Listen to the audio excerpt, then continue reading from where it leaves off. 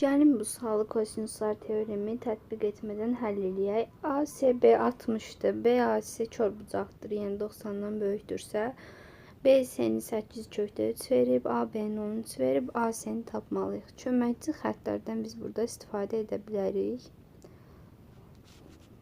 Bunu uzadaq, tam.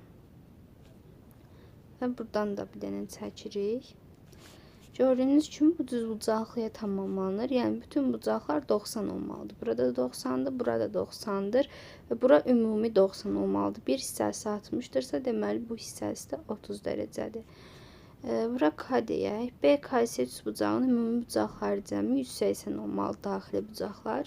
90, 30, 120-dirsə, deməli bu hissə 60 dərəcədir. Bilirik ki, biz xüsusi bir düzbucaqlı üçbucağımız vardır. Bu necə olur?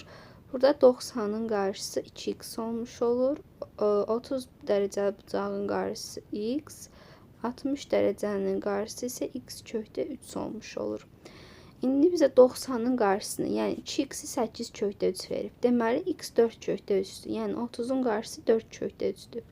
Bu düzbucaqlı olduğuna görə, məsələn, burada h deyirəm. Ümumi hissə 4/3'dür. Yəni qarşı tərəflər bir-birinə bərabərdir. Ondan istifadə etdik.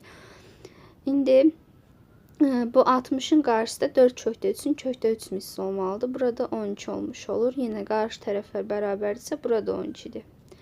İndi bu hissə BH 12'dir, BA 13'dür. Pifagor teoreminə əsasən HA-nı biz 5 tapmış oluruq. AC-də 4/3'dən 5 çıxsaq, bu da bizə AC-ni verməlidir. Yəni bu ümumi cəmi 4/3 olmaq üçün 4/3'dən 5 çıxsaq AC-ni almış olarıq. Yəni doğru cavab D variantı olur.